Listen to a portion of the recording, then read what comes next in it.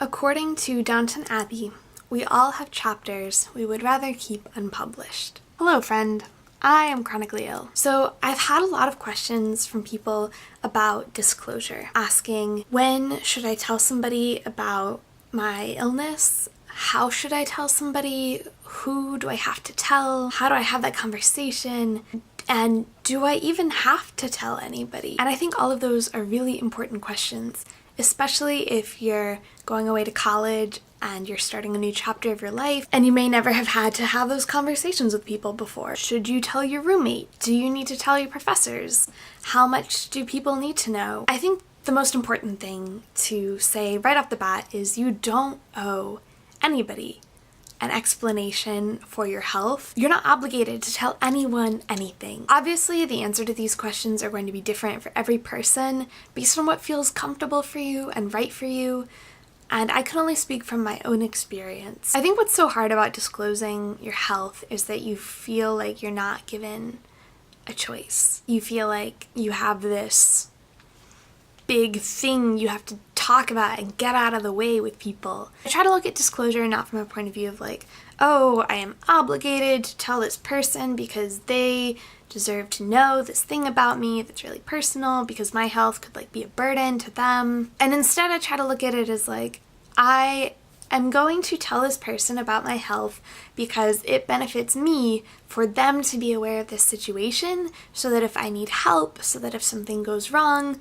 this person knows what's up and has some idea of what to do or what might be going on or how to help. Disclosure doesn't have to be about you feel like you owe it to somebody, but rather it's doing something nice for yourself by letting somebody else know how they can help you out. And more often than not, people are going to be willing to help you and they're going to be really cool about it. I would say ask yourself the following. Is this somebody that I'm going to be living very close with, like a roommate or somebody on your floor, somebody that is going to be in close proximity to me? Is this somebody that I'm going to be spending a lot of time with? Would it be helpful for me if this person knew some health information about me?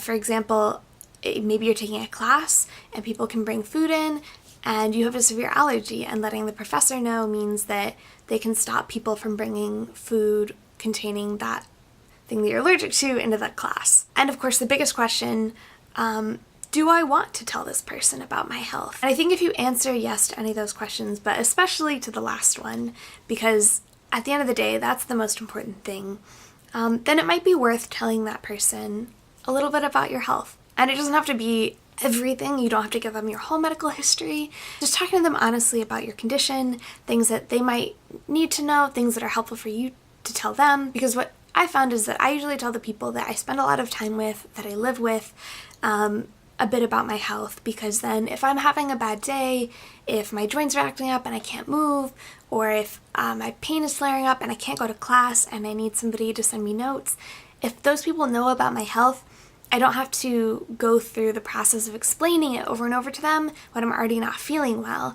They already know what's going on and they can help me, and they're always have been very accommodating and very understanding. I think if you haven't had that conversation with the person, a really easy way to start it is just by saying like, hey, there's something I just wanted to talk to you about and explain to you. You may have noticed, but I have a couple of issues with my health, and here's what's going on. And I feel like more often than not, it just kind of comes up naturally in a conversation, and you really don't have to think of like a conversation starter, because you'll just be talking about something and there'll be an easy segue into whatever you want to discuss with them. When you are disclosing stuff about your health, I think the biggest thing is for you to feel comfortable and for you to make it clear that this is important to you and this is a conversation that you are having out of choice because this person matters in your life. And I think that you should be proud of yourself every time you have those hard, difficult conversations. They might have some questions after you disclose your health, and again, How much you answer those questions, how much you want them to know, is your call. If you just want to give them the Cliff Notes version, like, hey, these are the issues I have, this is what I might need help with, thank you for listening, you can do that. And if they ask further questions, you can honestly just say, I'm not really comfortable with talking about that right now, or I don't really want to talk about that right now. I hope you understand and respect that. And if you do want to talk, then that's cool too. You can answer as many questions as you feel comfortable answering, but it's your decision. I think it's always scary to tell somebody about your health for the first time because you don't know how they're going to react or what they're going to say.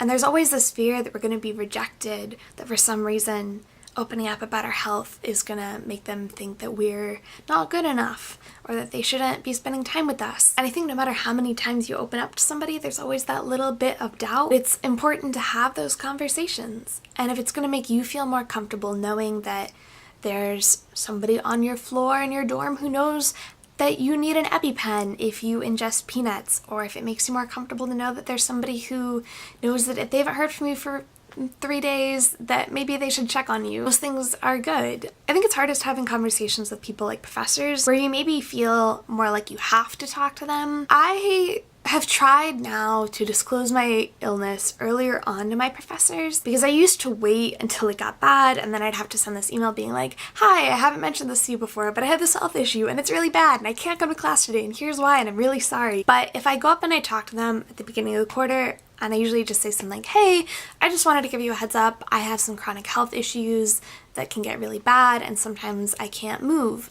So if I don't come to class for a day, that's why. And of course I would give you a heads up and I try really hard to make sure that doesn't happen, but I just wanted you to know in case it is an issue. Almost every professor I've had is like, cool, sounds good, thanks for letting me know. And then I can just email them and be like, hey, I'm having a rough day with my health. I'm really sorry. I won't be into class today, but I'll meet you at office hours. And they're like, cool, feel better, rest up. I think my favorite times disclosing health information is when I'm like, so listen, I'm chronically ill. I have this thing called Ehlers-Danlos syndrome. And they're like, no way, I do too. Or they're like, I am also chronically ill and I have this condition. And then it's just like, wow, did we just become best friends? And they get it. And I don't know, it's really nice having friends who are also chronically ill because you get to lean on them and they understand it in ways that sometimes our healthy, able-bodied friends just can't understand because they don't feel it. And even if they're not chronically ill and they can't feel what you're feeling, most people are going to be really receptive and understanding to what you're saying because